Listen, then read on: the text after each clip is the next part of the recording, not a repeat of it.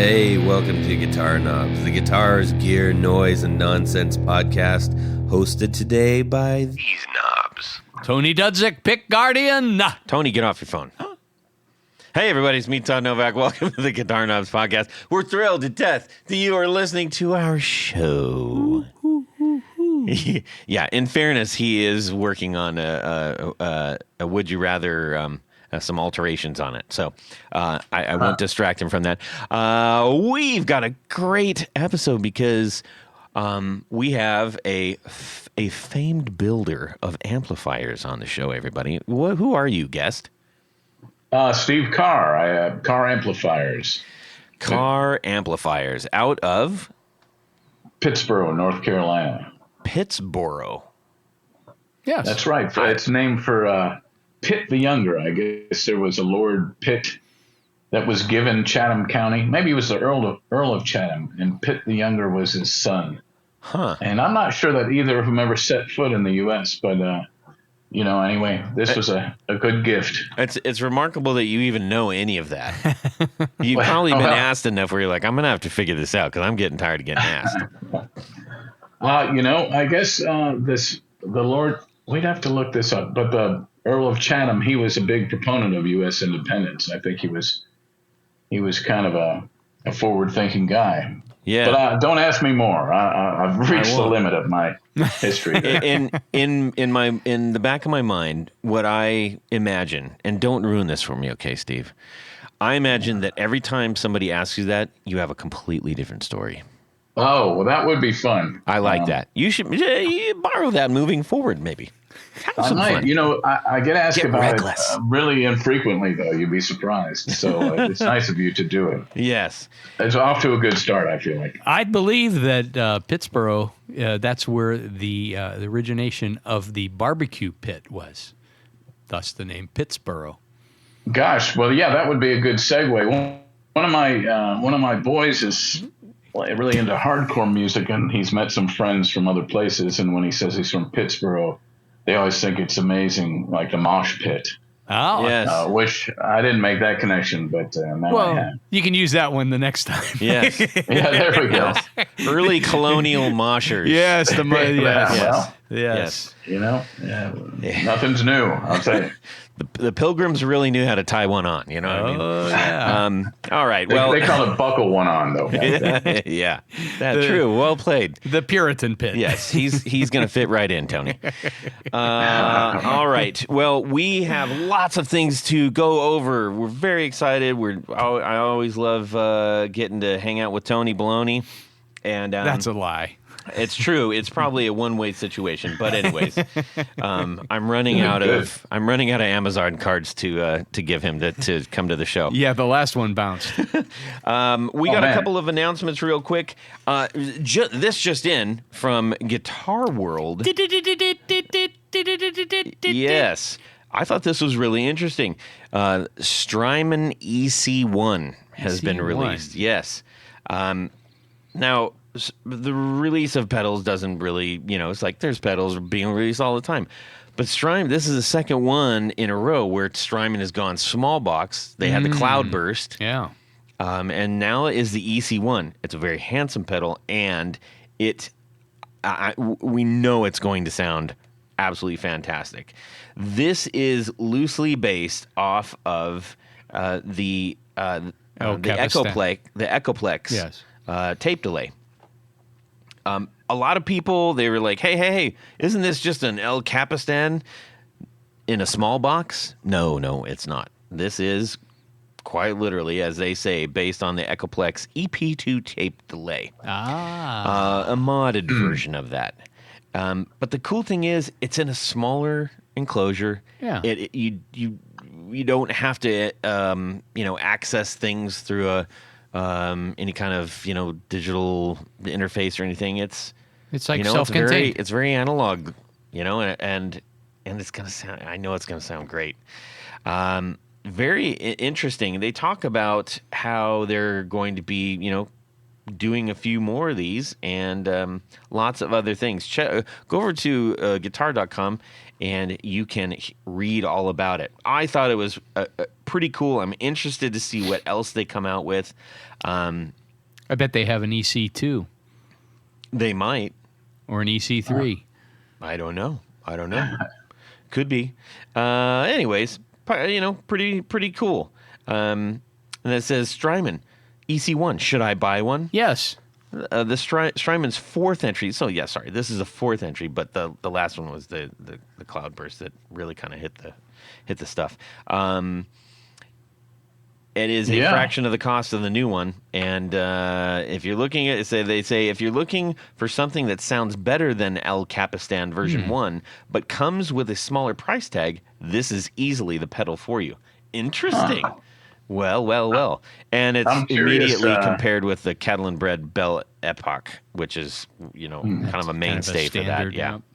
Yeah, that's right. The El Capistan, I've had one of those for a really long time. And I like it a lot. I'm curious when they say they've got the Echoplex preamp in this new one, because I'm just curious how different that'll be from the El Capistan, which seems very transparent as far as your, the dry signal. Right. And I like that about that. So it would be wild if suddenly the dry signal was, changed dramatically. Mm-hmm. But you might be able to turn that on or off inside the pedal. Yeah, that's true. It looks like the controls that they've got on here. So they got time, mix, tape age, repeats, mechanics. That's an interesting thing. Mechanics. I think that's the warble. I've got a few old Echoplexes, and they definitely. Yeah. Some of them are really warbly. Yeah.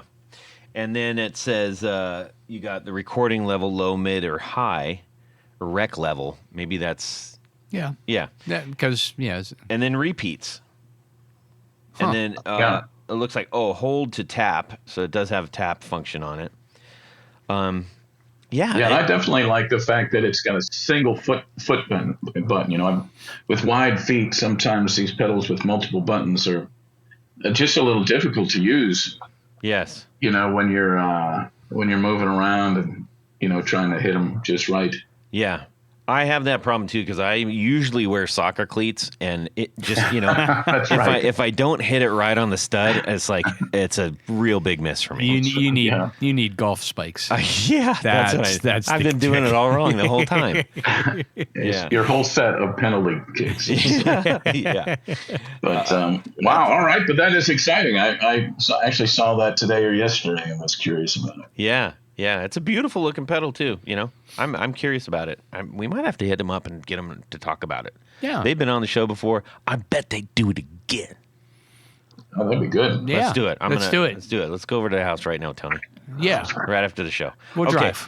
Let's get on to what's going on in our music world this week, where the lovely, leggy Tony Baloney is going to kick us off and tell us some fascinating tidbit about his life. And then we're going to check in with Mr. Steve Carr. That's a showbiz name, isn't it? That's like a see that in lights. Yeah. Steve Guitar Carr. That's what. There you go. Actually, that was a nickname at one point. So, but please go on. I think he should be a game show host. Could be. Name that tune with Steve Carr. Yeah. But anyhow, in my music world this week, so this past weekend we had our summer guitar show. Yeah. Here in Columbus. And like many of the guitar shows across the country, it is. I honestly believe in another 10 or 15 years, there's only going to be a half dozen major shows. Probably. Because the folks that run it are great people, but they're all getting very old. Yeah. Attendance was bad. It's always bad in the summertime, but this was particularly bad. Yeah. I sold a couple things. Todd, I know you sold a couple things. But it's become more of a social event, I guess, for somewhat catching up with people that you don't see but once or twice a year. Effort. Yeah. Some guys are dragging 20 guitars out there that are all, $10,000 and up. Oh yeah. You saw Kenny from Reverend was there, and he had a full display. Yeah. And it's nice to have the stuff available for people to see firsthand. Yeah. But on the other hand, I mean, I've complained about this before. There's plenty of tire kickers and people that just, want to lowball everything that Right. you have. But I think that we discussed this. Like, actually, you and I, the things that we saw, we didn't go in there and say, hey, we want top reverb price. Right. That's true. That's not what this is about. It's about, hey, I'll trade you this for that. I mean, I almost traded one of my guitars. That's true. Just a straight up like, hey, let's just trade, But I think a lot of people go in with the mentality of like, I have to make tippy top dollar. Well, that is the people that go there to buy anything. It's like it's swap meet mentality, but they're looking at it from retail glass, Yeah. No, I agree. And that's Steve, what's your take on that? Wow, it's a good question. I haven't been to many guitar shows. I've been to a couple, and it was a long time ago. But the way you're describing it, for me, the appeal would be, more the hidden gems, maybe something that's broken and not top dollar, or plays okay but needs work, or like you said, things you could trade for. Yeah. That seems like it'd be fun. But as far as like, go into a store, maybe not as pleasant. Yeah. I mean, I think what a lot of these shows, and we're probably, I would guess, a second, maybe a third tier show. I mean, a lot of dealers come in from out of town and they're bringing things that, they know won't get top dollar. I mean, it seems like the magic number is under $500 for a guitar, for instance. That seems to be the things that are selling. Yeah, unless it's like, wow, I gotta have this. Yeah. Because it's an interesting thing. There are things to be had, but I think an overwhelming amount of people view that as this is my chance to have my little my personal retail shop up. No. You and I don't do that. Nope. Billy, who had two or three tables, he doesn't do that either. Their price to sell. Part of it is like, hey, I want to move stuff and get some new stuff. Yeah. I've had fun with these. Now it's time to move them on and not take too bad of a beating. Yeah. So now that sounds like the fun way to do it. We agree. I think, more people going should think about that. Yes, and bring cash. Yeah, and bring Here's my second complaint. So you had your little square. I have my square thing. It's to process credit cards, and I swear the biggest credit card sale I had was $23. Now, what was the smallest? The smallest was like $15 or $16. Now. I mean, somebody could have whipped out a 20 to pay for this stuff. Come on.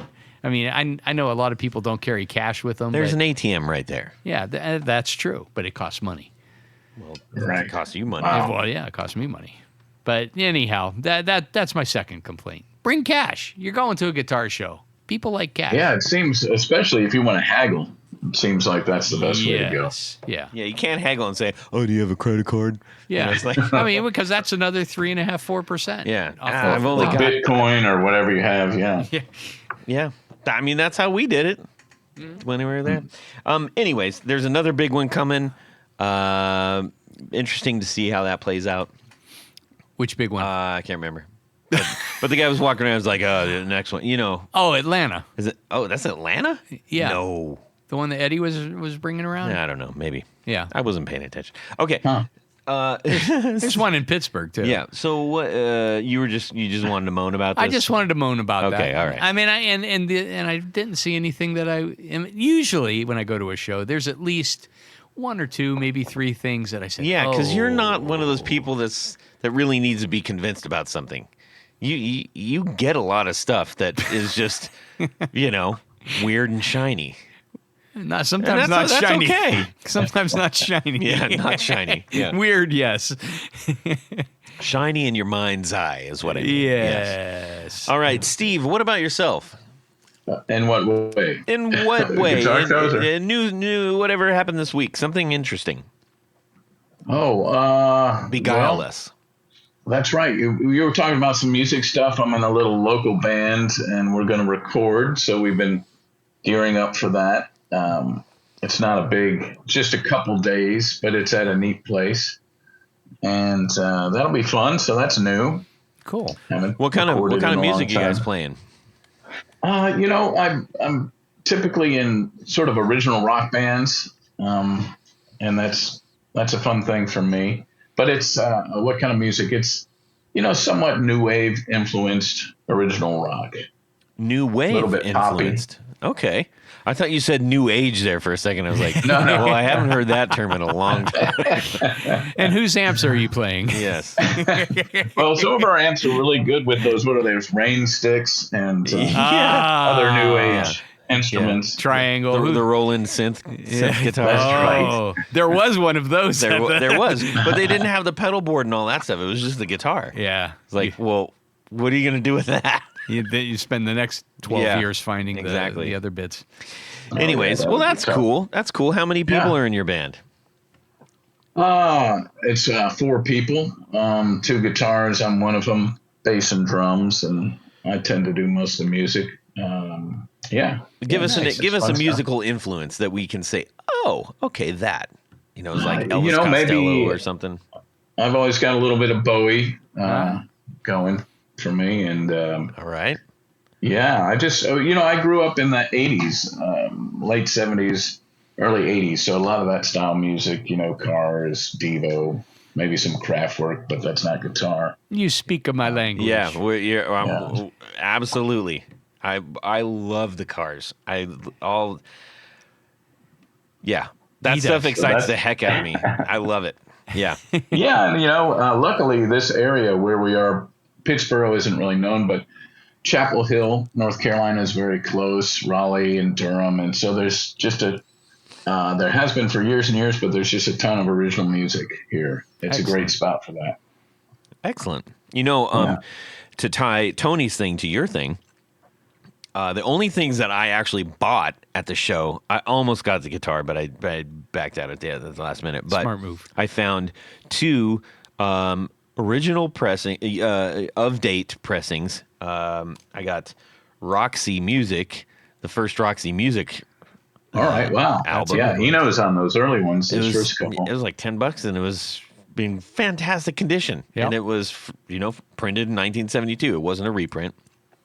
And I got Blondie Parallel Lines. That's a good original print. It's 1978. It's in fantastic condition. That cost me $15. I was like, man, that was a pretty good pickings out of there. I'd say that's pretty fair. Yeah, love that. That stuff. is good. Wow. All right. Well, my week. Oh, Todd, what about you? Oh, thanks, Todd. Oh, yeah.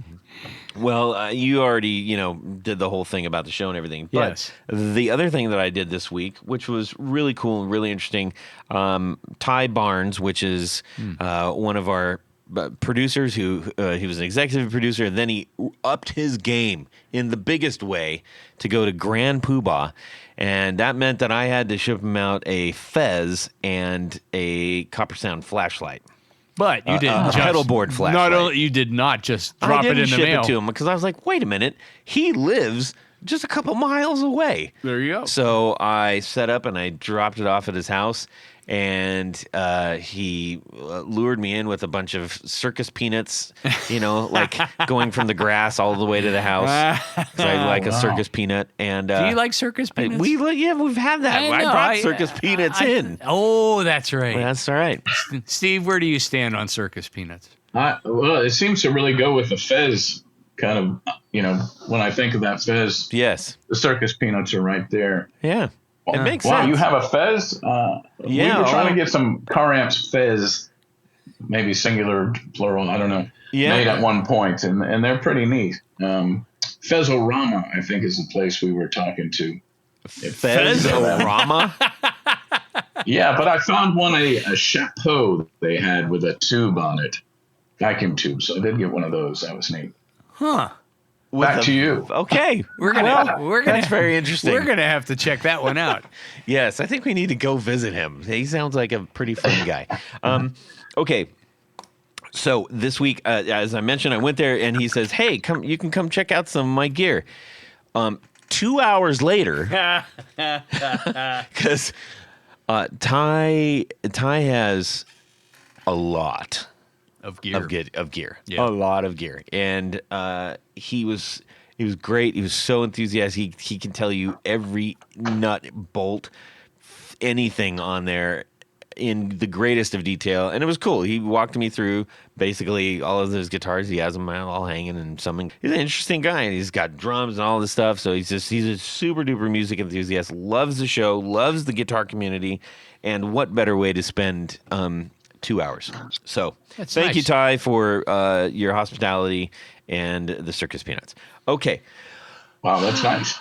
Yes. Tony? Yes, Todd? You know what I didn't buy? Any pedals? I didn't buy any pedals. But if you did... But if I did... How I would would you... need Tour Guitar Design's patch cables. Without question. I would be home free. I'd get him home and I was like, I don't have to worry about this. But don't you have a ginormous box of... I don't have a ginormous box. I've got a handful of them because the other ones are being used. Because I use these things. Yes. These are not for show. I don't showcase these. Yes. But these are workhorses. These are the workhorses of my pedal board, of my band. Yes. So if you are thinking, hey, I need to get my board better organized. Yep. I need to save some room. Yep. I need to have them all the same ilk so I know if anything goes wrong, what goes wrong. Yep. And I need them to not break my wallet in half. Yes. Yes. That sounds fair. Or cut it with a Sawzall. Proverbial. I love a Sawzall. Yes. Go to tourgeardesigns.com. Yep.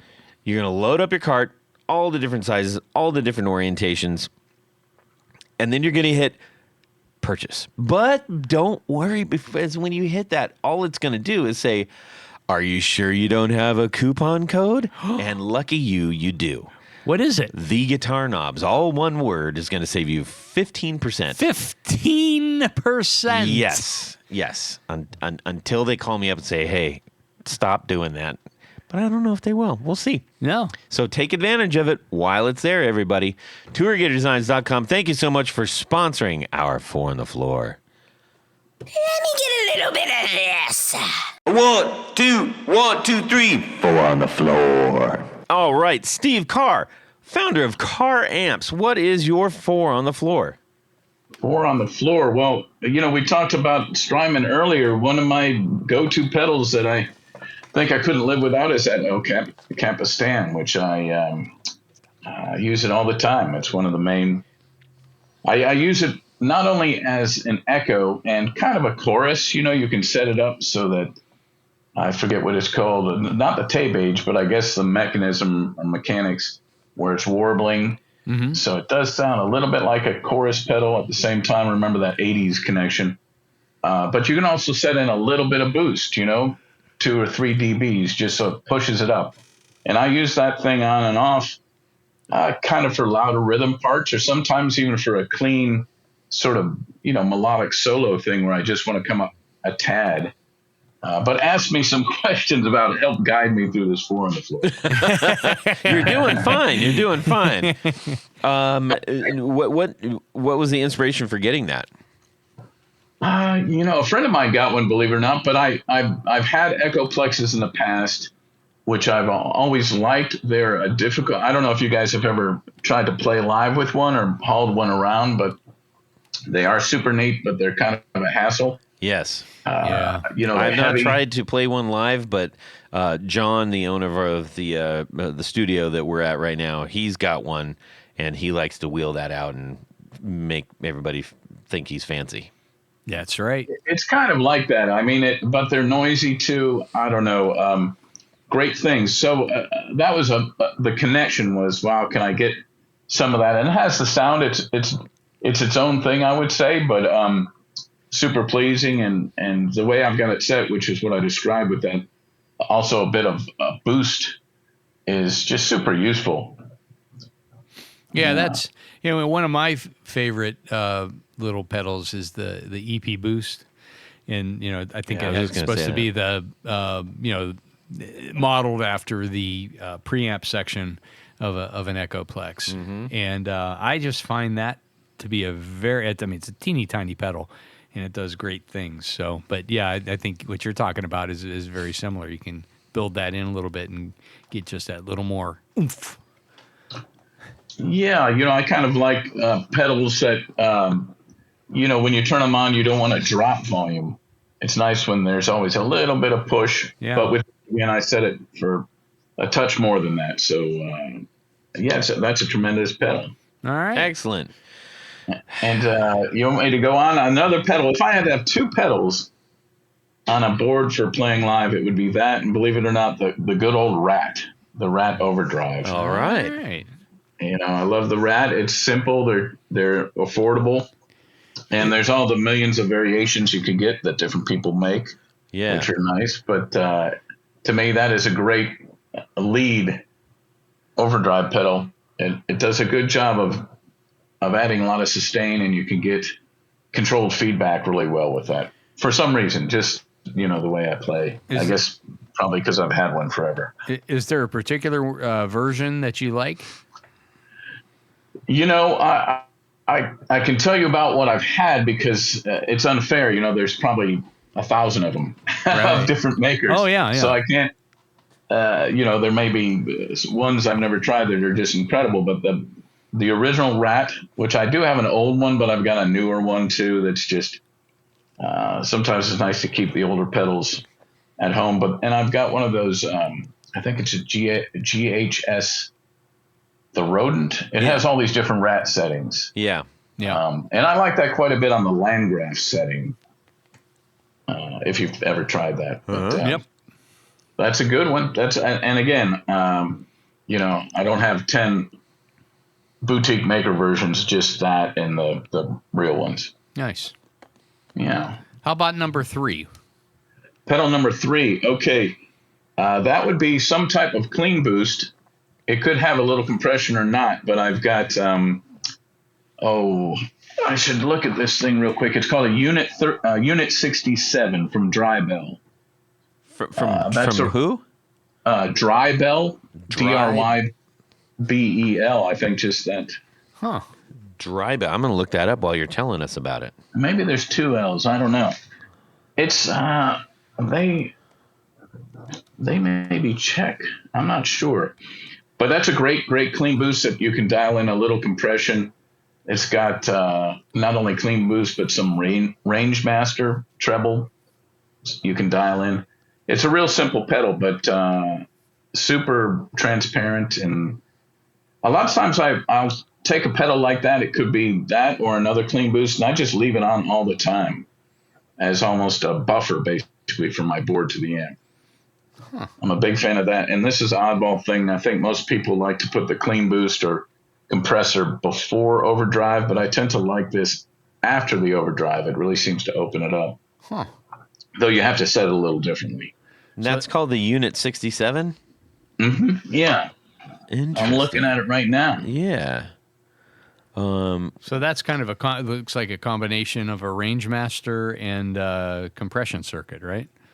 Right, but I've got the compression, I barely turn that on. Just a hint of it. So I'm using it more really as that kind of upper mid push clean boost. Cool. Huh.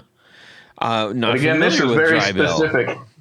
Specific to my taste and, my childhood, I guess. All the influences. It's got it. I'm assuming it is somewhere in Europe. The founder's name is Zvanch. I don't know. That's right. I wish I could. I should have prepared for that. I don't want to say the wrong country and have them mad at me or something. But. Yeah, that's. Now we're gonna try to figure this out here. I'll be figuring it out. Okay. So where? How about number 4? Number 4 is tough. Number 4 could be some type of a revolving guest pedal. If I had to pick a number 4, it would probably be some type of other overdrive, a mild overdrive. Got a Keeley. I can't remember which model that I like for just a little overdrive. That's good. I don't use a ton of pedals, actually. I just like to boost up for a lead, and then the echo pedal, like I said, used for texture and a little bit of bump when I want it. Do you use any reverbs? There was a time, people tend to evolve their sound a little bit over time. Back in the 90s and early 2000s, I used a lot of amp reverb. Okay. I used to love using a lot of amp reverb. But now, over the last few years, I don't know why, I tend to play more dry without much reverb. That's for a live thing. At home for noodling, I do like, what do I have here? This is a fun pedal. This Avalanche by Earthquaker. Oh, yeah. Avalanche Run. Yeah, that's Avalanche Run. Good stuff. Reverb and echo. That's one other oddball pedal that you might. Gosh, I've got to remember it. But yeah, the reverb pedals are fun. I do have one of those Cloudbursts you mentioned, which is neat. Well, tell us about the Cloudburst. What do you? Let's go with that. I'm trying to remember. There's a pedal I have that's from a guy in New Zealand that is actually pretty similar in a way to the Cloudburst, but I got it about 10 or more years ago, and I'm trying to remember the name of it, but it has that same kind of regeneration vibe to the reverb, where it could just kind of wash on forever if you want it to. Uh-huh. Which is a fun thing to do. Very ambient. I don't know if you listen to any. Oh, there's a band called Lanterna that I like a lot. That's sort of guitar-based ambient sort of music. I guess kind of leaning into new age, not quite, but there's a lot of washy reverb there and spacey echoes. You don't recall the name of that one? The band or the pedal? The pedal. I'm letting it percolate. The memory's assembling right now. I gotta remember. Gosh, what is it called? It's something like, it may be called Flux Effects. Flux Effects. All right, let's see here. Flux. Ambient. Something ambience, maybe. Flux Effects Ambience. That's what it's called. Wow. All right. Well, good. There you go. Nice going. Nice synopsis. Nice going, memory. They said I was senile. But I can remember it. So this is from New Zealand, you said? Yeah, and it's kind of interesting. It's older than the Cloudburst, and I'm sure there's other pedals like the Cloudburst in that vibe, basically very ambient reverb. I guess there are tons of them these days. But that pedal, it could have been 15 years ago that I got it, 10, 15 years ago. Really is super reminiscent of that. You can set it for super washy, long sustain with kind of regenerating on itself reverb. That's pretty darn neat. Yeah. This is really interesting. I think we're going to have to try to get them on the show or something. They got the liquid tremolo, the liquid ambience, and the slipstream delay, and they're all in the same basic form factor, which looks really good. Ambience. Yeah. You're right. Now, I would be willing, Todd, if you'll pony up for the ticket, I'll do a live podcast. Yeah. I've been dying to go to New Zealand. Yes. Yes. Okay. Let's do that. I have witnesses out there. Everybody that's listening. Oh, my gosh. That's a 24-hour flight each way to get a pedal. At least. Yeah. Well, that's really cool. So that one does the reverb thing the way that you like it, huh? It does. But like I say, the Cloudburst is super fun, and they're reminiscent of each other, I guess. I see. That's cool. Yeah. Well, I would encourage everybody out there, go check out this Flux Liquid Ambience. It's really, I think when you have a pedal that doesn't describe exactly what the knob does, it tends to lead to a little bit more creative spirit. In this case, you've got mix, you've got evolve, you've got space, and then bend. That's just. And I think there's a button that says more. You press it down and hold it. Yeah, and there's a more, and there's a CH and a TR. Who knows what that means? Oh, boy. Oh, that's right. It does harmonizing stuff. You can set it to harmonize up or down. Wow. Yeah. And then on the back, you've got bend, dry out, return, output, and input. So that's a pretty neato pedal. It does a lot of I'm stuff. gonna have to look into this. Yeah. See, that's why we do this segment, because we always find some kind of new thing that we are not familiar with. I've seen a few Flux things on Reverb before, but this is the first time I've heard anybody actually talk about it. So that's cool. Nice. Yeah. Hopefully they're still going. Does it look active? It looks Well, they've got a active. website that seems to be active. All right, great. Yeah. And Brett Kingman's down that way, so I'm sure he's done plenty of demos on the Flux stuff. Is that? Yeah, I think I saw a demo of his, which is why I got it initially. The old memory's kicking back in. That's right. Ask me a hard one. Yes. Well, let's ask you some hard questions. This is the official. I don't have any kind of sound effect for official interview time, so All right. we'll work on that. Bear with us. So Steve, we met you at NAMM. Rob and I met you. Rob is buried under upwards of 60 plus amps that he's working on right now. Can he breathe okay? Wow. I just went to his shop to actually pick up this sketchy tremolo pedal that I passed off to you. Yeah. Who Sound Lad Liverpool is going to be on the show pretty soon. And he said, he just looked at me and he was just shaking his head, and I'm like, okay, I get it. He's just, and that was at like 9:30 at night. He was still working on stuff. So he's a busy boy. Busy boy. Anyways, Man. we met you at NAMM, and I'm happy to say that, amidst all of the people, all of the action, all of the noise, you were absolutely, you talked to us like we were the only people in the building, and I really appreciate that. You took time with us. You were happy to answer questions, and you said yes right away to come on the show, and took very little convincing, which you may or may not be regretting. I'm not really sure. But it was a great interaction, and Rob and I both talked about that. Those things matter. I can't stress that enough, especially to all the builders out there. Whoever's in front of you, make them give them your time. Make them Let them interact with you. Make them sounds very harsh. Yeah, let them. Yeah.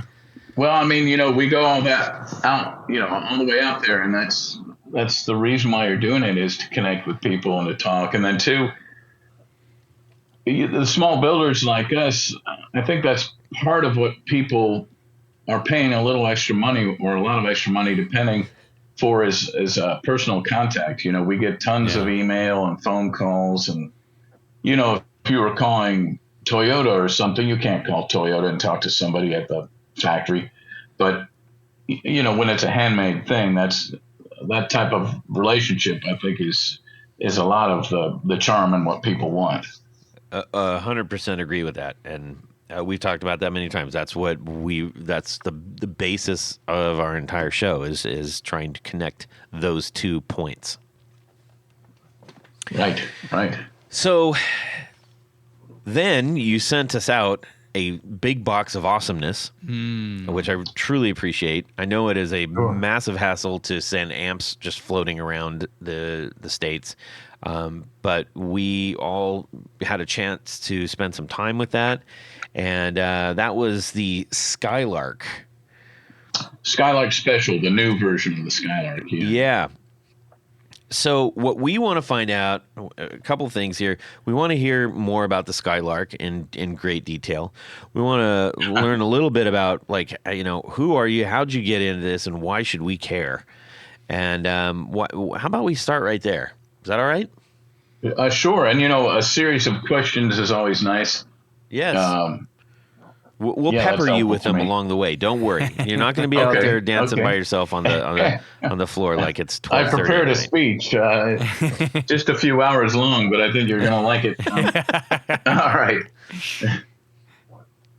So how did it start? How did it start? For me, it started just by playing music and being in bands, which is something I started to do really just before high school. I think the summer before high school, me and some guys got into, we didn't have much equipment, and just started as a hobby playing music. And over the years of doing that and having stuff break and having a growing fascination with gear. And, back then, this would have been, probably 76, around then.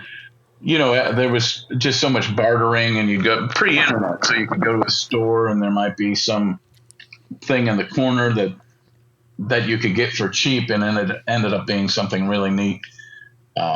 It was a lot of just thinking about gear, reading magazines, and bartering and trading.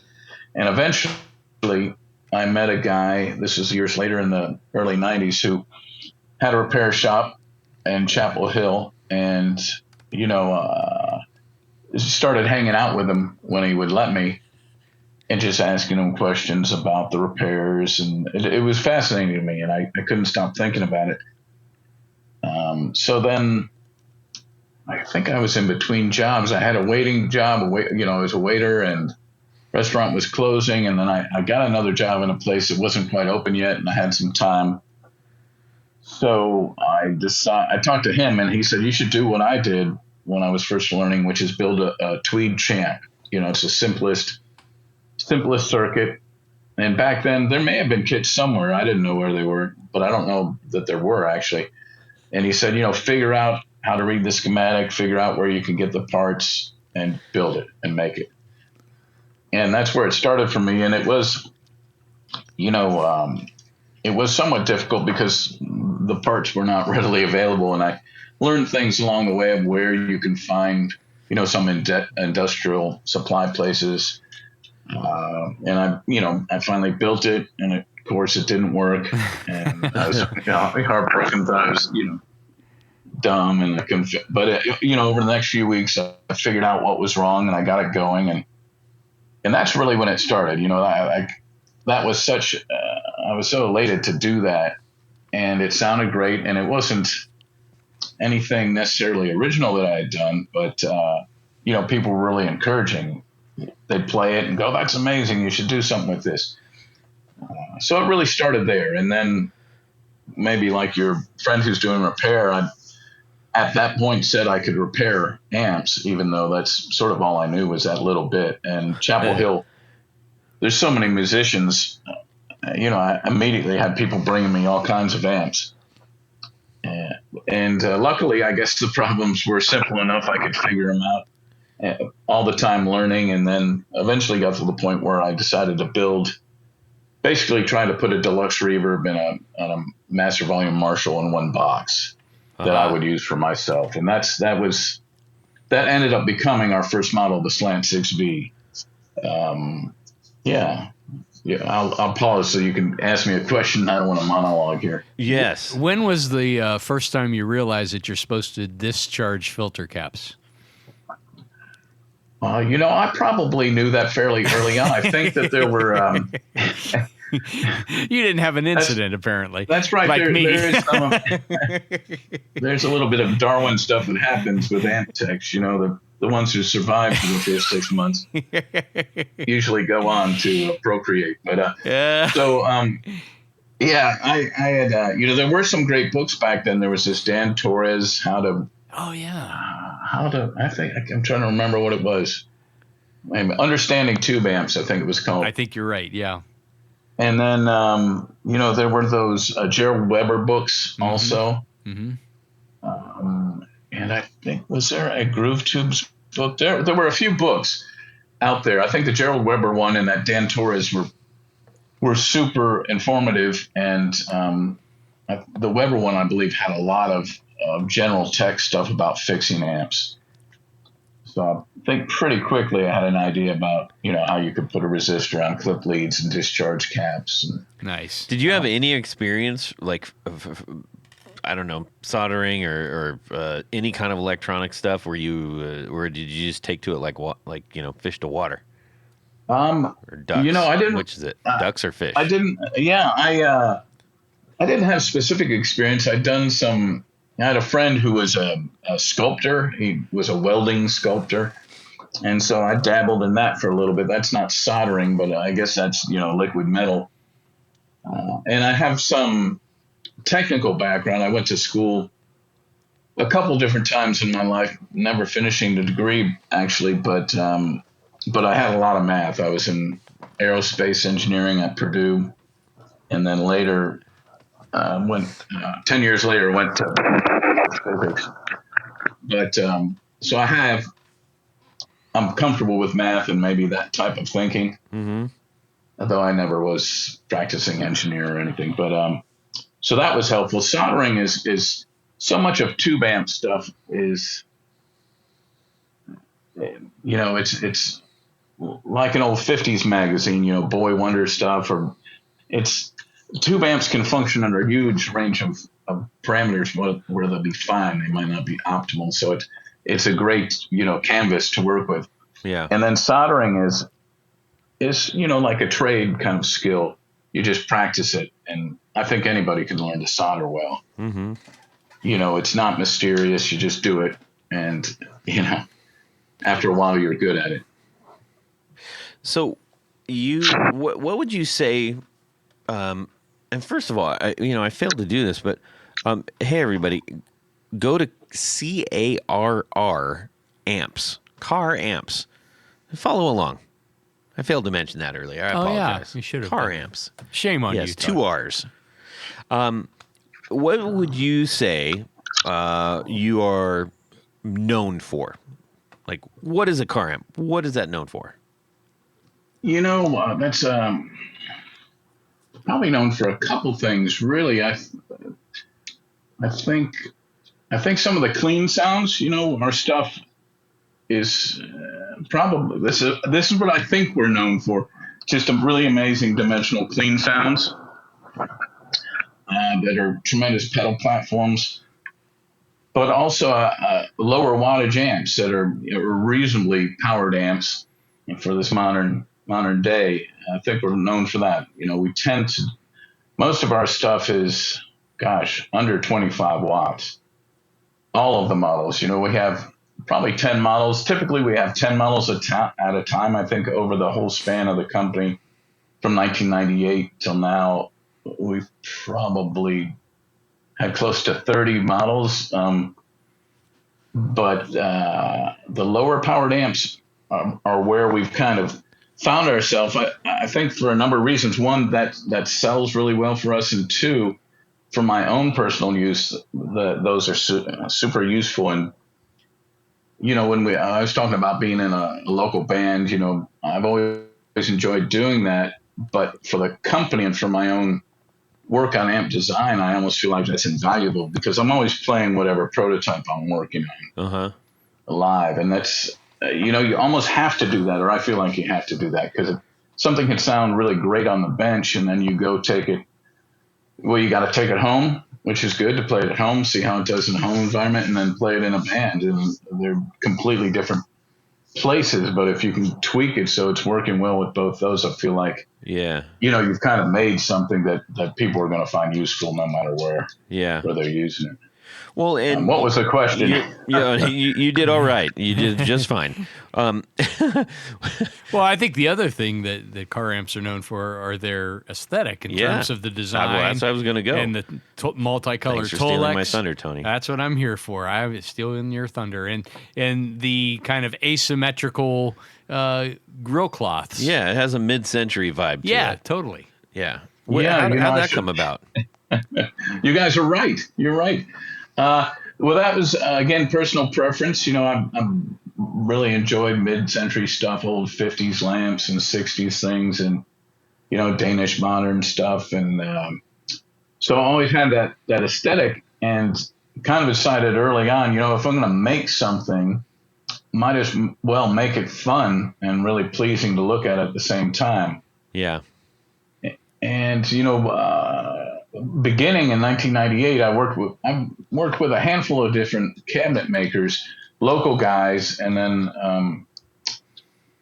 a guy in Virginia Beach named Peter Mather, who's unfortunately passed away. He did our cabinets, was the last external cabinet maker we had, and he was a super guy. And we became friends, and he ended up coming down here and actually teaching some of my guys how to make the cabinets. So he was instrumental in helping us create our own wood shop back. I'm trying to remember when we did it, probably 2004 maybe. And that was a big leap at the time. It's expensive, not only the tools themselves, but then as a manufacturer, a lot of the stuff you never think of. Oh, wow, a workman's comp for a wood shop is really expensive. It's way more than an office or something, like 8 times more. So, but the thing that gave us was the ability to prototype interesting designs and then be incredibly consistent with these really good looking cabinets. Mm-hmm. And then maybe that should have been first, because I'm not sure.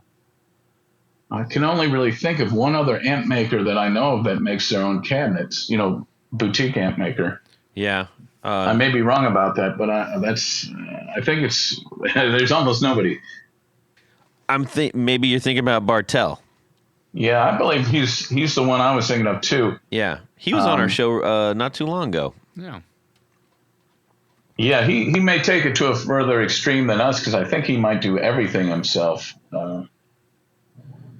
But we have a team of guys. Typically, gosh, since about 2005 or 6, we've had about 10 employees at Carr Amps at all times. 10's kind of a sweet spot for a small maker. What's your most popular model? We've got models that are perennial sellers, like the Rambler, which came out in 1995. That is still a good selling amp for us. But really, it tends to be whichever is the newest, and that's an important thing. And it's a motivator to always have a newest every year or two. Mm-hmm. But that's really what it is. They're a host of amps that always sell well. And then, like right now, the Bel-Ray was relatively new, and that's still doing really strong. And then the Skylark Special, which is an updated version of an older design, is doing great too. Did you kind of base these like off of like I know in some of your descriptions it's like it's like if it's Tweety or it's this-y or that-y. I think that's actually in the dictionary. Did you set out to try to cover a range, or did you just say, no, this is the way I'm going to do them, and if there's overlap, fine, or I'm not going to cover the entire spectrum of all the amps out there, as a lot of amp builders will try to do? Yeah, the goal from the start was really not to do any clones, but certainly to be inspired by the great classic amps, and then try to take the vibe of those. Sometimes the circuit does have a really strong inspiration. Other times it's more what I'm interpreting as the general feel of it. And then try to bring new features, useful features, often useful power levels, and then collage some ideas. A lot of times I think I'm sort of a collage artist, where you can grab a little bit of Marshall or Vox or Fender and mix them up, which sounds a lot easier than it is. Typically, it'll take me 9 months to a year to come up with a new model. And a lot of it's just trying so many parameters of things, so those separate pieces will work together well. Yeah. Well, it's a lot easier to come up with adjectives than it is circuitry. Yeah, that's right. Well, depending. It's probably hard to write a great book. Let's look at your Telstar model here. Ever thought you'd love to marry the sonic qualities of a deep, bold 6L6 and a chewy, harmonically complex EL84 in one amp? That's... You got my attention. That's pretty compelling stuff there. Yeah, that may be the farthest we've gone as far as the collage idea. But sometimes when I'm working on an amp, sometimes I'll joke that it's like a sonic divining rod, and the amp is actually just pulling me along to become what it wants to be anyway. I'm just along for this sometimes and sometimes bumpy ride to get to the end. But that's how it feels. So that started as an idea to do some type of tweed inspired amp, add reverb, and initially it had two EL 84s, and that sounded good. But I was like, I wish I had a little more kind of deep low end and roundness to this, and like Tony. That's right. I haven't seen a picture, but and trust me, I'll send you one. But I'm trying to remember. Sadly, this memory thing. I was talking to a pro. This was probably 18 years ago. I may remember his name. He does a lot of avant-garde kind of guitar stuff, and he had one of our original Mercuries. And it was kind of a funny conversation. He would call and say, "Listen to this," and then he put down the phone and he just play for 15 minutes. A lot of times I was like, "All right, I got one more minute. I'm going to hang up," and then he'd come back on and then we'd talk and then he'd do it again. But he was telling me about he would take an old Fender and just put in, a 6v6 and an EL34 or something, and that sometimes the distortion was really neat. And I thought, oh, well, that sounds wild, but, it's probably not the best idea. So anyway, coming back to this, I kind of had that in my mind. And I thought, well, how can I make it so those two tubes are going to be happy together? And it took, some work and some creativity in the phase inverter. So everything was happy and the voltages inside. So, the plate, there wouldn't be any problems overloading the voltage range on the EL84. But it worked really well. I mean, it doesn't sound weird. It doesn't sound like something strange going on. It just sounds a little unique and new and different. And the overdrive is really smooth somehow. Now, you try these things. You get ideas. You try them, and sometimes it's like but other times, hey, there's something here. I got to follow this. So are those those? I mean, those are pretty different power tubes. Are those running in parallel with each other, or is it the magic of the phase inverter? Well, they're running in push-pull. Oh, push-pull. Okay. Yeah, so normally that would be problematic, and that was one of the tricks to do. Often with a phase inverter, if you read about these things, the goal is for the phase inverter to be perfectly balanced. So each tube is getting the exact same signal, just out of phase. And they kind of meet in the output transformer like two guys sawing on a tree, and that ends up I won't go into the transformer thing, but that's what you're shooting for. Right. And with some of the earlier tweeds, they used a style phase inverter that it was a gain stage, then being patted down and driving another gain stage. So it's not the best phase inverter because you can never really balance that well. So I was already in the tweed mode with the Telstar, so I thought, well, wow. If I have these two different tubes that do have different requirements, how much voltage they need to get to full power, why not just take the thing and completely throw it out of whack? Capitalize on the fact that you can't balance it and really throw it out of balance to the point where it's serving each tube. And now when you look at those two tubes working together through the output transformer, suddenly everything's in harmony, and it worked out. It worked out. I didn't know if it would work out. I did it. And if you watch the wave on a scope, it looks really clean. You wouldn't know. It's two very different tubes. Oh, yeah. I was going to say, that's just, to me, it makes, absolutely no sense to do that. But if the end result is good, that's what matters. Yeah. Well, yeah. So just to give you some of the numbers, an EL84 is really efficient. You don't need much voltage to drive it to full power, about 8 to 10 volts of input signal. And then a 6L6 could take 30 to 40 volts of input signals for it to hit full power. So I'm basically just, by experimentation and measuring, giving them each what they want so they both hit full power at the same time. And that works great. Awesome.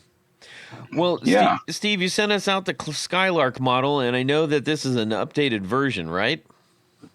That's right. Yeah, we changed a handful of things. Well, we're looking at the product features right now. I'm going to rifle some off, and then you tell us about it. How about that?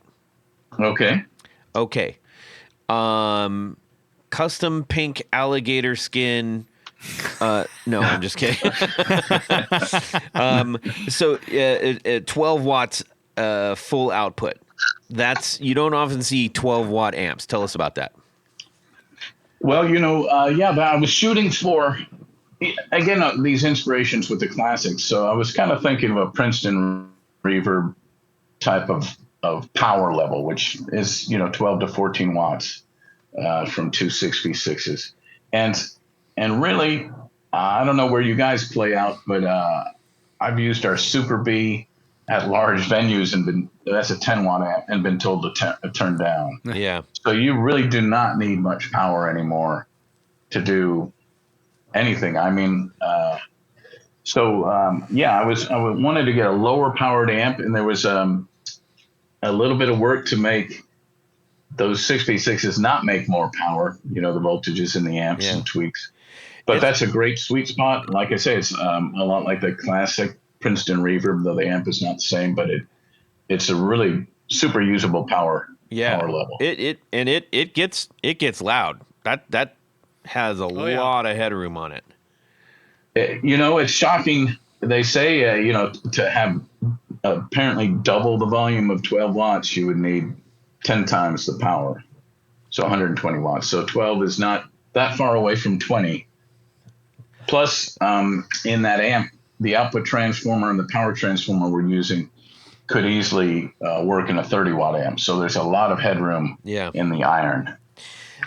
You also have a built-in variable attenuator. By the way, before we go any further, the biggest takeaway that I had when we were playing the amp, I had it first, and then I brought it to the guys, and they said, "What'd you think?" And I said, "This is an incredibly versatile amp. There are so many features that can let you do so many things that I was not expecting." And I think that if nothing else, is it really kind of is a Swiss Army amp, for lack of better terms, I felt. One of those things, it's got a built-in variable attenuator at 1.2 watts down to 0. Right. Yes, that is good. Yeah. Yes, I'm reading the manual. It's getting me places. So, what was the inspiration of putting an attenuator on an already low watt amp? Well, tell you a story, but remember that 12 watts, as you said, is really loud. And let's say you're a person at home. There's so many at home players these days, and it's a great deal of the folks who buy the nicer guitars and amps are mostly at home players or small studio. But a 12 watt amp, at least in my house, I can't crank that all the way up. I can't crank that up to distortion. It would be incredibly loud in a normal room. So the attenuator, there's so much you can do with the attenuator. If you want to play squeaky clean, you leave it off, turn the volume way down, and you've just got massive headroom. But if you wanted to even turn up to the point where you're just digging in a little bit in the amp, 1.2 watts is pretty loud in a regular room. I don't know if that's how you experienced it. And then if you want to crank it to the point of distortion, classic rock, 70s kind of distortion, which you can do, you really need to dial it down if you're using it at home. Yeah. Well, I'm usually playing at Soldier Field, so I don't really have to worry about. Well, sometimes people say, I wish it was just a bit louder. That almost never happens, but we say, hey, get two of them and play in stereo. There you go. and that'll sound incredible. I mean, imagine the delays and stuff. Oh, yeah. But going way back to 2003, that was the original Mercury came out, which one of our dealers, Wilcut Guitars, this guy, Eric Cummins there, who's the head salesman, I was talking to him saying, hey, what do you think, people might like? Yeah. I often ask the dealers, for a feeling of what's going on. And he said, a full-featured low-power amp. And at that time, I thought, I don't know if anybody would buy that. It seems, it didn't sound like a good idea. But I started working on it, and I found that it was incredibly useful. And that amp was an 8-watt amp. The attenuator was stepped, but it would go down to 1/10 of a watt. And it had the reposition boost and reverb. So it was a really full-featured 112. Back then, 8 watts sounded really small. But that amp sold amazingly well for us. And, 8 watts is really loud when you crank it. It's just really loud. Originally, that attenuator only went down to a 1/2 watt at our shop, which has big ceilings and stuff. Thought, a 1/2 watt, how would you want to go lower? And at that time, I had just had a kid, a baby, and found that 1/2 watt is way too loud. Yeah. If you want to crank it to distortion. But anyway, the attenuators have become kind of a standard thing for us. That's another thing we're known for, probably. Yeah. The last handful of amps we've made, probably for the last 8 years, every offering has an attenuator. It almost feels to me like that's just a necessary. That's a feature. You just have to have that. Yeah. Because it's a really so nice added feature. I mean, it's great to crank it up, but it's like like you're saying, if you gotta, if you can't, but you need to have the power later, like at a gig or something, it's nice to be able to control that. Yeah, and let me throw in one more thing. There's a big difference between preamp overdrive and power tube overdrive and power section overdrive. Mm-hmm. They feel different, they sound different, and not that master volumes or that kind of distortion is bad. That's a great sound. It's a different sound. So our amps more focus on the power tube overdrive, which is just I think it's got a lot more dynamic character and in a lot of ways more life. The preamp distortion seems, this is just my opinion, works best for higher gain things, when it's really saturated. That's a tremendous sound. Yeah. But the sound of an amp, the power tubes just at the point of breaking up, that's really hard to beat. Yeah. Well, in talking about gain, you've got the low and high gain switch. So having the option to not just have more gain or less gain, you've got that dynamic to it.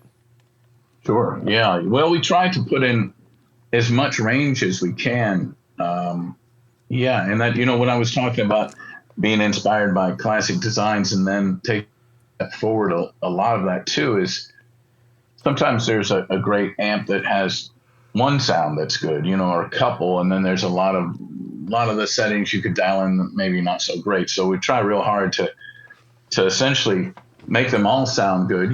Some of the extremes you might only use an extreme setting, but there's a lot of work, so it's just all wrapped up and ready to go. Yeah. And so other options here or features are extended range mid control, the extended range presence control. But the thing that I liked to my ears liked the best was the H73 high watt tone section. Tell us a little bit about that. Yeah, and that's so the amp previous to this, the Bell Ray, has 3 different settings, 3 different British inspired settings, sort of a Voxy setting, high watt type setting, and a Marshall setting, and those are only in the tone stack. Mm-hmm. And these 2 settings in the Skylark Special, which are a mid 60s Fender vibe, or this high watt thing, that's again only the tone stack and its own sort of interpretation of those. But the high watt setup is a really weird one. It's different, Vox, Fender, Marshall, the ones we know, Top Boost, etc. They're all built off the same kind of architecture.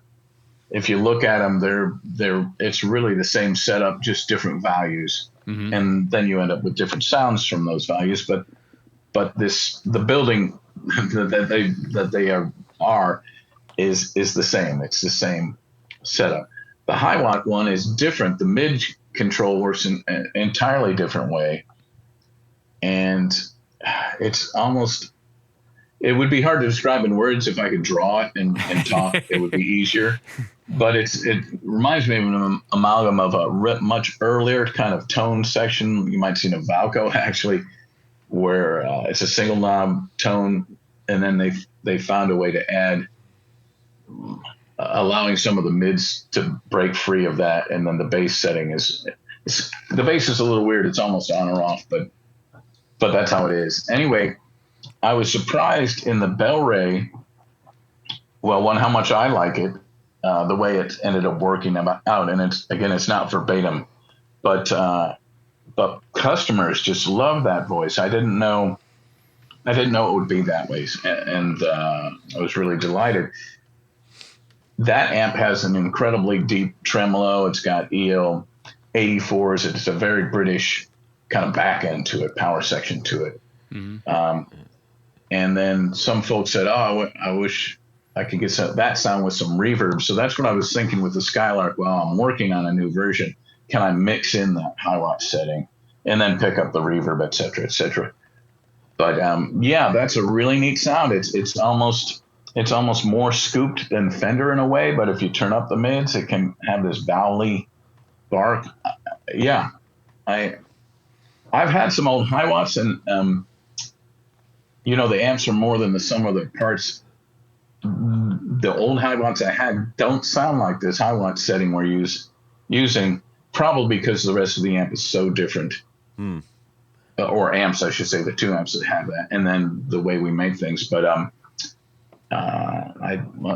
like it better, and I'm glad that people have really liked it too, because it is a bit of an oddball thing. But yeah, it's so great to have all these flavors. Indeed.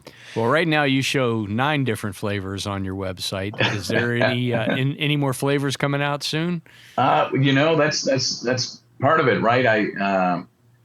As I mentioned, it's we kind of need to do that. That's the most fun for me is prototyping and thinking about these things. And often it is a twisty, turning road to get to the end. But for the business, it's very important because I feel like every year and a half to 2 years, you need to do something new. You get in the review cycle. You get people excited again.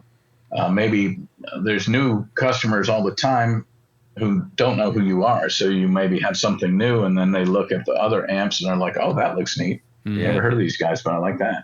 And so yes, I've got a couple of things that I wouldn't really want to talk about, only because usually at the early stages, so much can change. And if I told you something now, save those for the next time you're on. Oh, all right. Yeah. If I was pretty far along, I would talk about it. Yeah. Is this the 6x10 combo you were talking about? That's right. But it's all vertical. They're all stacked. Yes. In one row. In one single row. Yes. What was that? What was that Magnatone? Was it called the Hercules? No, it was a monstrous cabinet. Neil Young used the cabinet section. Oh my God! Now it was hilarious. I've seen a couple, and I can't remember the manufacturer. At first, my head went to like Custom or something that was doing wacky stuff, but I remember seeing like 2 towers of like 410s in each. Each one. But this one came up on Craigslist not too long ago, and I was, what the heck is that? Yeah, this one is. It must have. It has horns in it. It's got speakers. It's got. Yeah, like that. Oh. But it was Magnatone put it out. We'll call it the Gigantor because that's what it was. Wow. But yeah, so Crazy. I figured that there's something you can work on. Yeah, indeed. Yeah. Steve, we really appreciate you sharing all of this. The intel on the intel's the wrong word. That's dumb. It's like, thanks for sharing your story, man. Oh, sure. It's fun to talk, and it's nice that you're interested. Oh yeah, for sure. Yeah. You're making a great product, and we all agreed it was like this is a very well built. It feels expensive. in the way that it's built, and the you know, all of the little elements that you have on that amp. It just felt like a really, really high quality piece of gear. And it's, you know, yeah, you know, I'm not talking about price. When I say expensive, I just meant it felt elevated. That's what I meant. Oh, okay, yeah. It felt substantial. Oh, that's all right. I mean, yeah, I'm very lucky in that all the guys who work at Carr Amps are real craftsmen, and they are all guitar players, and they deeply care Yeah. about making these things. You know, in a lot of ways, they're more meticulous than I am. I get to do the fun part, the prototyping, but you know, I've been really lucky. This area is neat because there's so many musicians and people who maybe aren't looking for a regular kind of normal job, I guess. And it's just been a very good spot for us. How many grumbles have you heard about putting the piping on the point, the in facing on the Skylark? It's right at the point. And I saw that and I was like, oh man, that must be a nightmare to try to do. Oh, the guys, I'll have to ask them. I don't hear grumbles about that. I think in prototyping, they would have, when we were working on the design, you know, and we'll make we don't just make one and go for it, but they would have moved that slightly if it was a problem. Yeah. Well, it wouldn't have looked nearly as good, but I saw that and I said, wow, that's commitment right there. Well, you know, that's one of the other things about having your own wood shop. We do this every day, and these designs just gotten really good at making, you know, putting in those grooves, making the different style choices. Yeah. I think it would be harder if you had to go to somebody and then they stopped doing it. You had to go to somebody else every time. Yeah, for sure. Yeah. And it's built like a tank. Really good stuff. All right. Tony. Yes. Todd. We're rounding third. We're heading home. We got a couple of stops.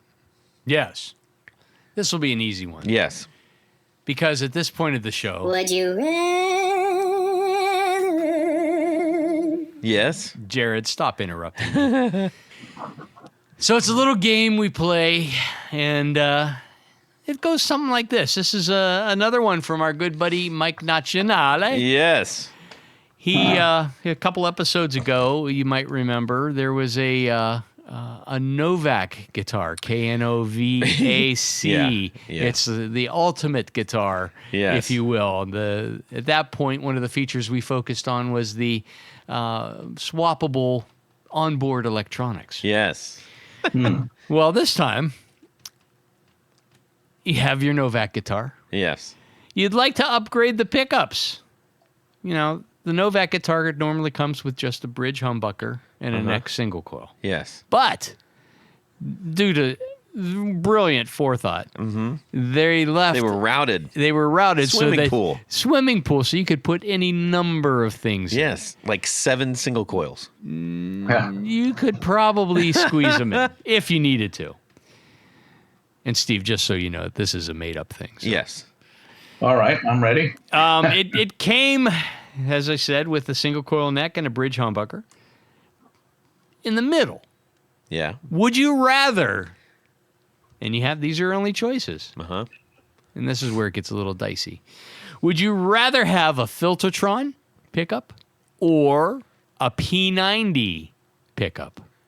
Ooh.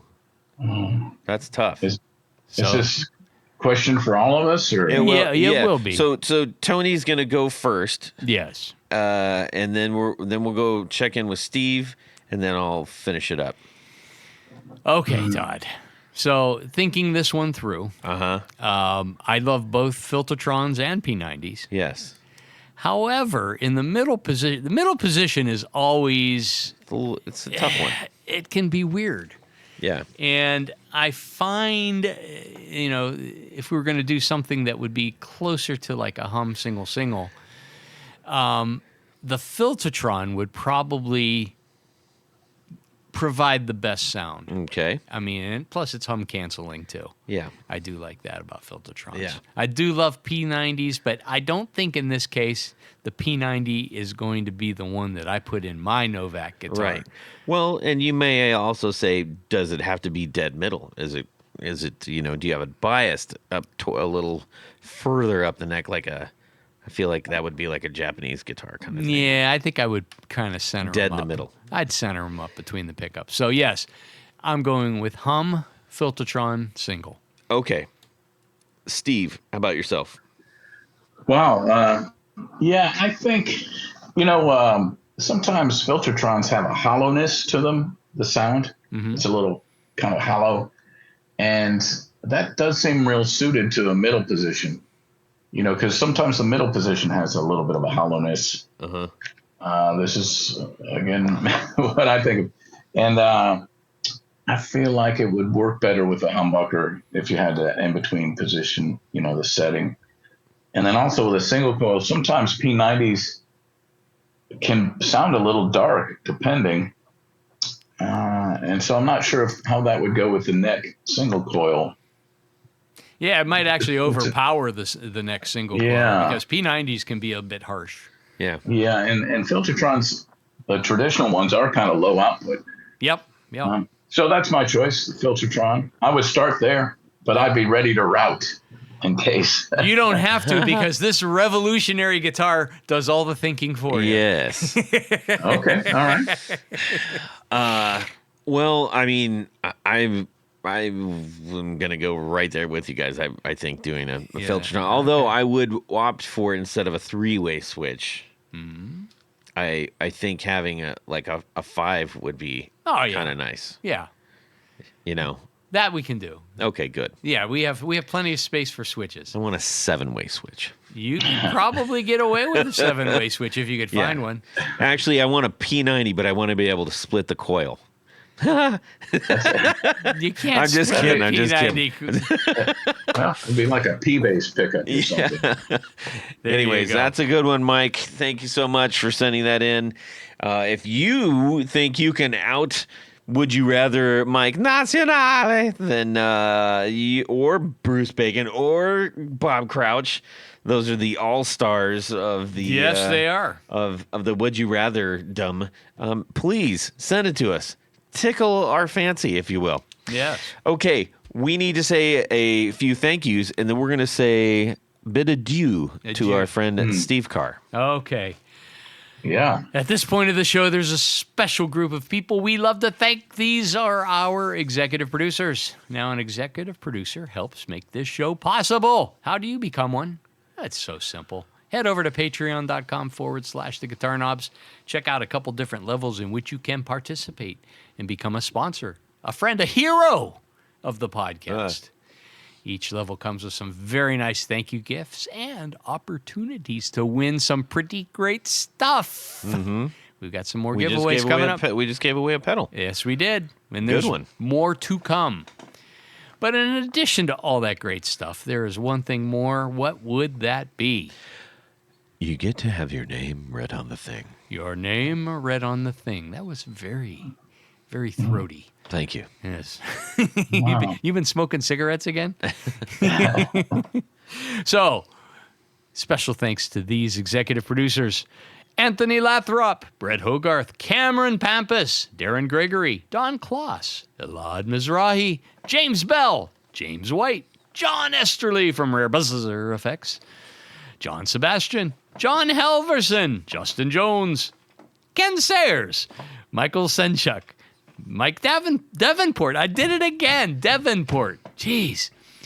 Owen Eads, Plutone, Ralph Gottschalk from Wonderful Audio Technology. What?